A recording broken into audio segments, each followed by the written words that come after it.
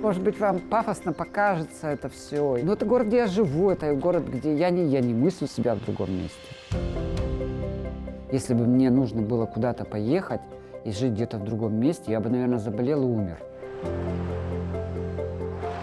У меня сейчас дочка уже давно не живет в Каргополе. И она говорит, ну, мама, ну, с тобой каждый здоровается, хоть взрослый, хоть ребенок. Ну, так мы все друг друга знаем. Я даже в детстве помню, вот если кто-то приехал в город, вот я вижу, что человек не здешний, видно. Я думала, что 3 года я отработаю как положено и уеду. Но вот обстоятельства слагались всегда так, что я не смогла отсюда вырваться, даже если я очень хотела, потому что меня люди приняли, поверили мне и полюбили меня.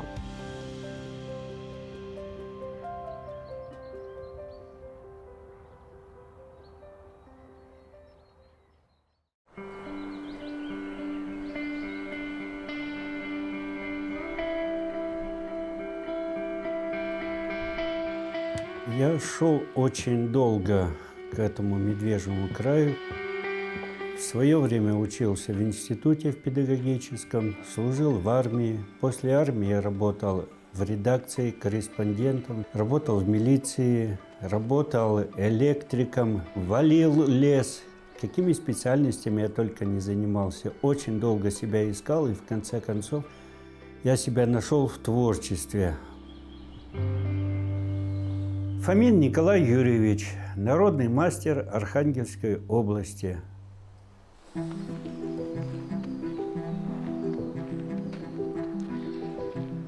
Я в 91 году получил участок здесь около леса, начал дом строить. Потом решил сделать скульптурки из дерева до первых внучек. Перед домом было сделано, по-моему, 3-4 штучки. Ну вот понравилось. А территория эта занята была под различные сельхоз, как говорится, у супруги. Садили и там и картошку, вот, и все выращивали. Скульптурам негде. Я отвоевывал. Думаю, а что я буду с супругой-то воевать? У меня лес вон есть. Так появился первый домик, первые медведи, а дальше понеслось, и все шире, и все больше, и в конце концов 1,5 гектара. Вот эта вот Топтыкина изба, она появилась у нас первая, мы построили ее, сейчас скажу, 11 лет назад. И там у нас проживает семья медведей.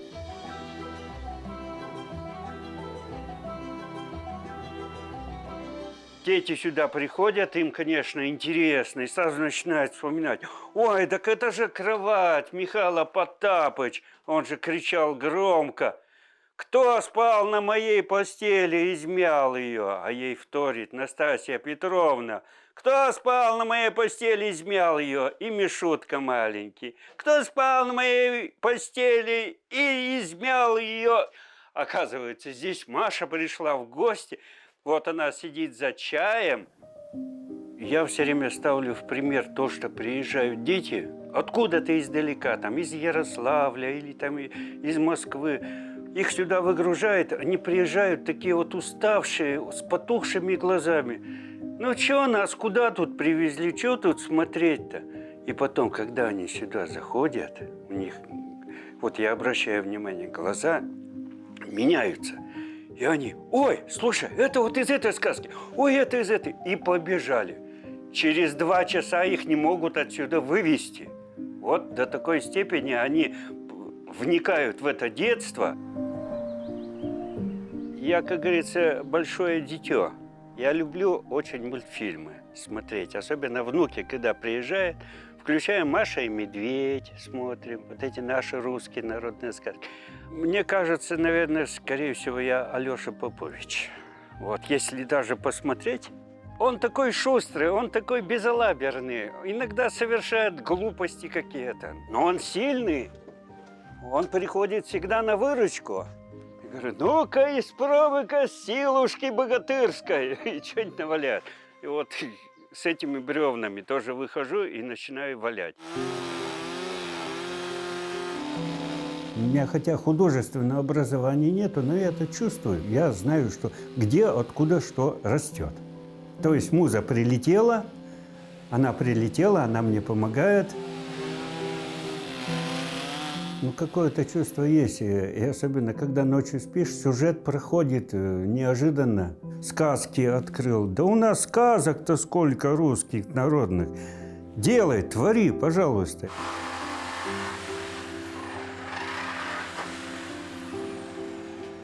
Понятно, что у нас жизнь такая, что надо успевать все делать. После 60 лет начинаешь задумываться, а сколько меня еще хватит? Ну, я рассчитываю 70-75 лет, потом уже будет сложно. Столько-то мне надо успеть сделать, чтобы это все передать своим детям и внукам. Кто-то должен ходить, ухаживать за этим, подкрашивать, делать какие-то новые композиции, чтобы этот парк не просто вот просуществовал, а чтобы это уже было семейное, чтобы оно продолжалось. Не ставим мы цель, чтобы зарабатывать баснословные деньги. Самое главное, чтобы вылилась душа в творчество и сохранить вот это для будущих потомков. Уехать куда-то я даже не задумывался, потому что для меня большой город – это стресс, во-первых, потому что я не знаю, как люди живут в вот этих муравейниках, все куда-то бегут. Я приезжаю в Москву, мне очень тяжело. Вот все бегут, вот, и ты тоже принимаешь этот ритм и тоже куда-то бежишь. А куда бежишь, не знаешь. А здесь, я знаю, здесь тишина, покой, можно здесь творить. Для творческих людей в Каргополе это, я думаю, что вообще сказка. Творческих людей вот здесь настолько собрано в Каргопольском районе и в Каргополе, что вот, наверное, в другом городе столько нету.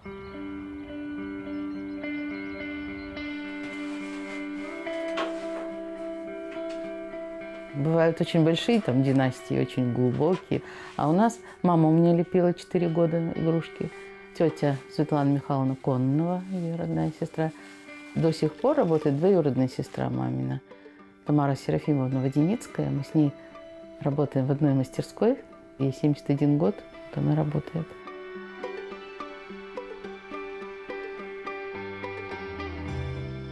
Ольга Фарутина, мастер каргопольской глиняной игрушки.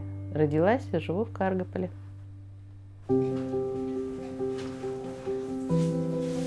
Я приходила к маме, мне казалось, что они волшебницы. Их было в комнате 8 человек. Я вот из детства другой раз помню запах. Ой, так же глина пахла на входе в мастерскую. А вот так краски пахли. И они вот сидят, они работают. Им же некогда там на меня смотреть, пришла тут Оля. А я сижу и приглядываю. Одни лепят, другие расписывают. У одних куклы стоят целый стол. У другого мужички, у третьей там свистульки. И я почему-то вот недавно тоже думала, как же это меня-то так угораздило. Ну так получилось, что я леплю игрушки. Уже 37 лет получается.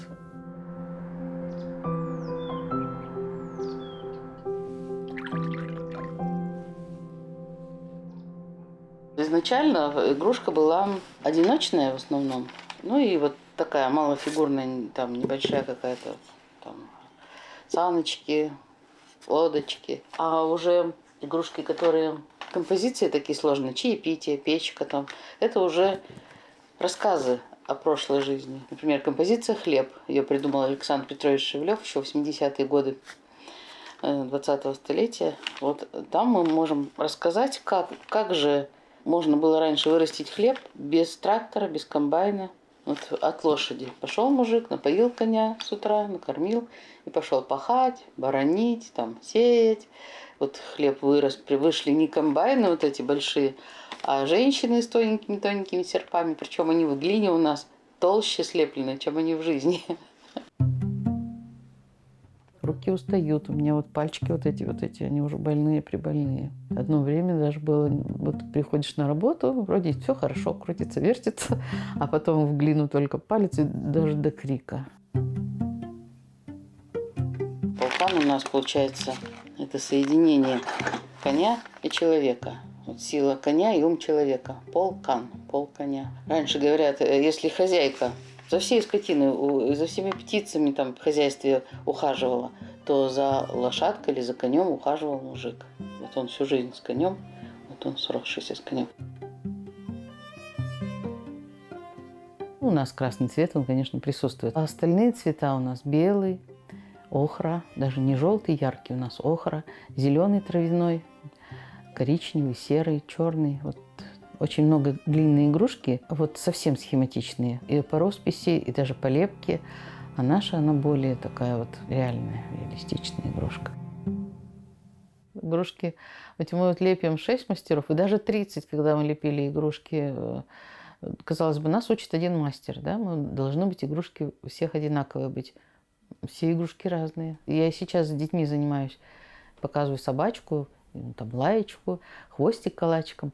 А слепят, как их только не налепят. И вот я так посмотрела, ну, с опытом уже своих вот лет, у каждого своя рука, все равно своя рука.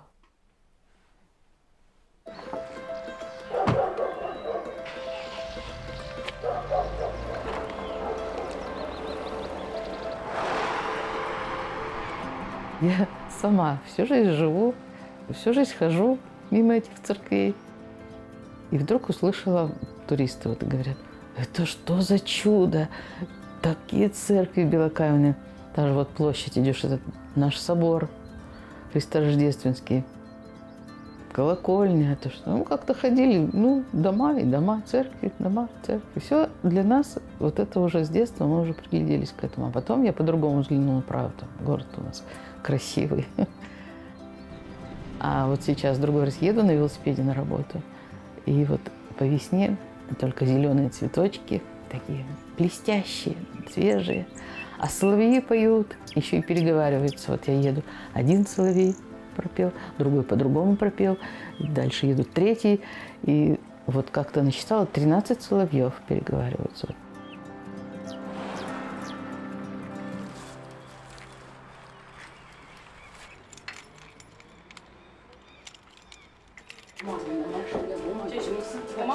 Хорошо.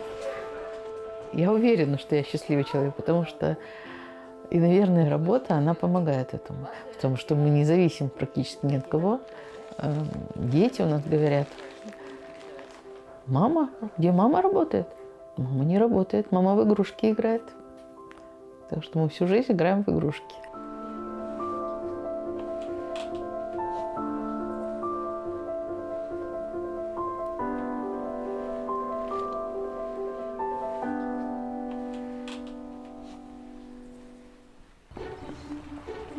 Так, четко выполняем. Тянемся на носочках.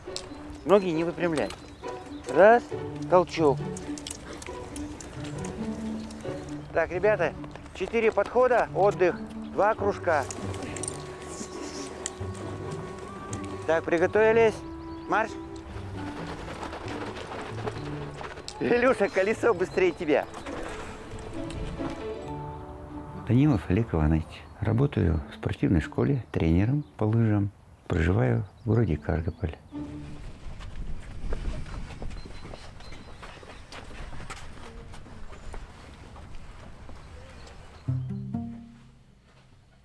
Так, ребят, сегодня я вам расскажу про мой музей. В этом году уже исполнилось ему 12 лет. Это уже, можно сказать, возраст ваш. Да? Кому-то 12-11 лет, кто-то еще младше. Находили поваленное дерево. Ну, еще начиналось все в 90-е годы, когда вот ребята лыжи ломали, их жалко было выбрасывать. Времени не находилось тогда там их ремонтировать. Я их приколачивал и вот хотел еще в 90-е годы создать такой музей ломаных лыж. И волей случая я нашел такие вот старинные лыжи, вот за мной стоят, называются коренные, из корня дерева сделаны. И вот с этих лыж пошла вот вся эта коллекция, история.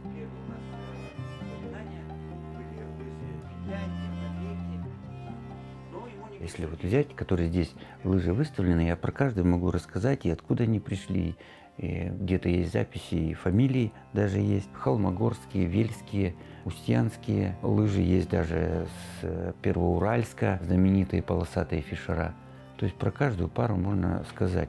Если там снег не глубокий, Ну, хоть не в книгу рекордов Гиннесса, но тем не менее можно попасть в какую-то такую интересную историю, что, занимаясь лыжным спортом, создать музей, и потом еще рядом будет музей ретро-автомобилей.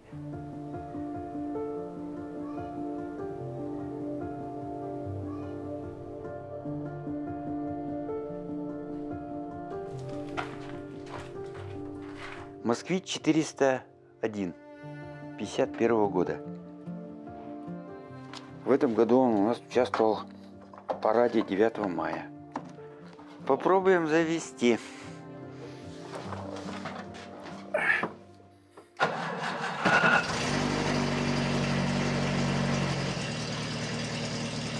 Все, работает.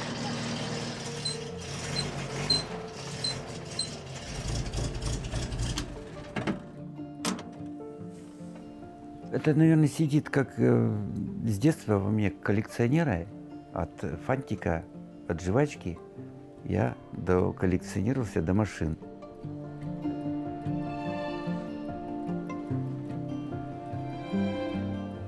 Я первоначально хотел собрать небольшую линейку москвичей.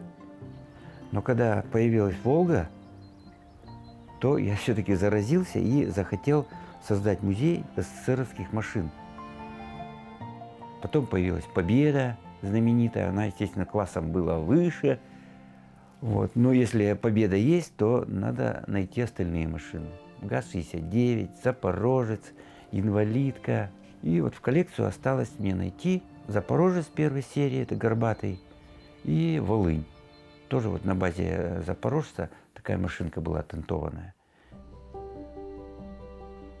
Если я коллекционирую, то я коллекционирую какую-то историю.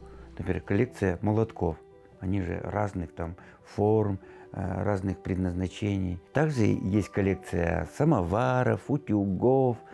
Потом мы с моим другом собираем коллекцию милицейской формы. Это будет отдельная выставка. И кто-то мне предложил, когда я писал проект, назвать музейно-выставочный комплекс. Вот в дальнейшем он будет называться музейно-выставочный комплекс. Музей лыж, музей автомобилей, музей мотоциклов и старинная изба. Такой комплекс будет. Я и многим взрослым говорю, и детям сейчас говорю: ребята, найдите такую работу, чтобы она была, во-первых, вам по душе, чтобы это было ваше хобби, и за это, чтобы деньги платили. Поэтому вот моя работа – это мое хобби и зарплата.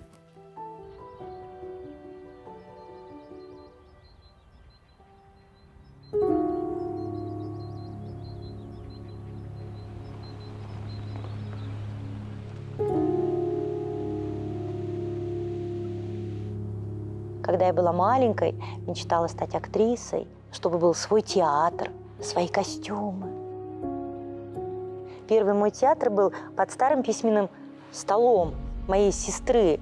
Я сажала своих любимых кукол и представляла, играла. Меня зовут Ромшина Ирина Александровна. Я живу и работаю в городе Каргополе, в Каргопольском центре культурного развития, в должности главного режиссера, а также в должности режиссера Каргопольского народного театра. Повторяем, заканчиваем. Конец пятого действия, финал. Я в свое время попала в Каргополь по распределению. Мне дали комнату на чердаке. И я первый рабочий день, когда пришла на работу, увидела девочек, которые также, одна хореограф, другая хоровик, приехали по распределению. Одна сидела в обрезанных перчатках, писала сценарий, потому что было очень холодно. Вторая сидела в валенках. Я говорю: да куда же я попала? Как же я здесь выживу?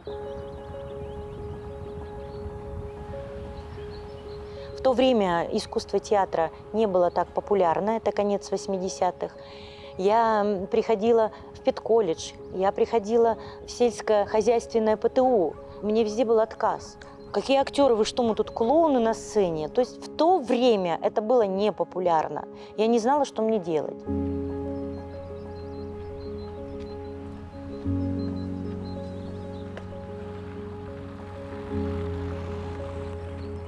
Ну вот, мы идем, и везде у нас актеры Народного театра. Вот случайно оказался здесь один из них. Это актер Евгений Власов, который у нас завоевал золотую маску за роль писателя в спектакле «Самоубийца». Женя более 10 лет в Народном театре. Вот случайно мы тебя сейчас здесь встретили. Надо было до обеда. Да. Потому что он на крыльце ползал, стоял тут как этот памятник на соборе Парижской Богоматери. Горгулья. Мизансцена была бы лучше, да? Стоял как горгулья. Турусина. И кто же этот современный ювенал, а? Возьмите. Профессиональный театр. Все-таки люди приходят каждый день на работу. Так же, как и мы, приходим каждый день на свою основную работу. И у нас бывает и усталость иногда, и плохое настроение. Давайте еще разок, чтобы выход сделать Глумову. То же самое, мне кажется, у актеров профессиональных. А у народных артистов, народного театра привилегия. Потому что, устав за рабочий день, физически крепко поработав, где-нибудь на верхотуре здания ЗАГСа, ты хочешь прийти в народный театр, увидеть знакомые родные лица и отойти от своей работы, а попасть в какое-то волшебство. Потому что театр – это всегда волшебство. Дура набитая, а бьется предсказывать. Интересно, что она возьмет с Турусиной. Я сколько себя помню, я всегда был на сцене. И всем рассказывал, что он не спирал. Я всегда участвовал в самодеятельности. То есть вот с малых лет, со школьных. Меня зовут Андрей Агапитов. Я работаю учителем, преподаю информатику и астрономию. Живу в городе Каргополе.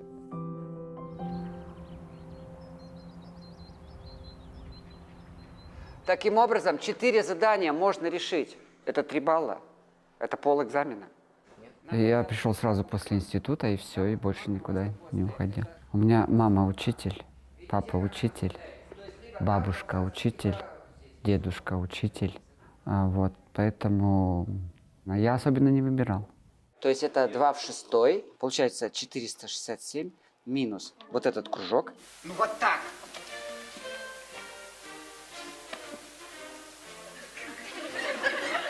На наш спектакль последний, это была Павел Островский «На всякого мудреца довольно простоты». Ну, хрестоматийный спектакль. Так вот, мы специально делали показ для школьников и студентов. Свой!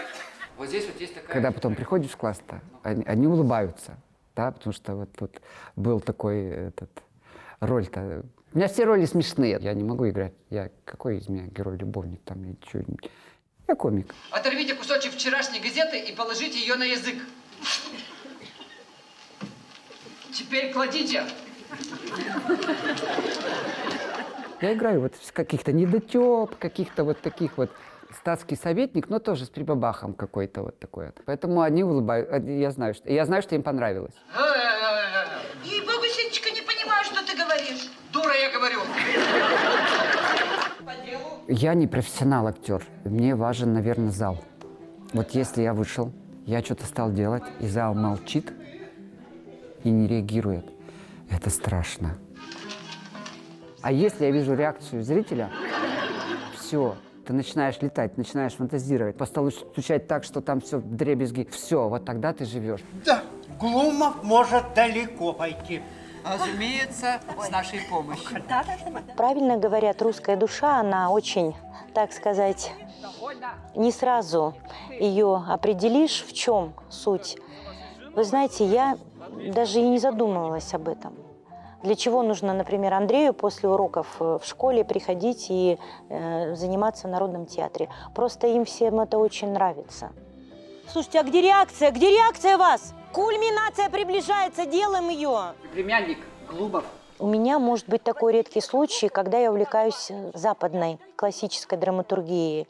Ну вот впервые Бернард Шоу был поставлен по пьесе «Миллионерша». Думаете, что денежки вашего отца оставят вас без закона? Что?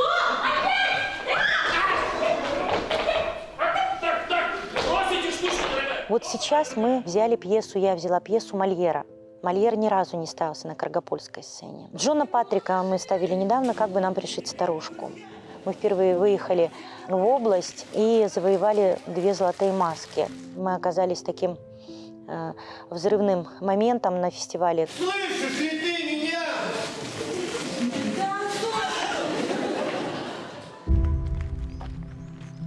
Все, что в моей жизни происходит, происходит благодаря Каргополю.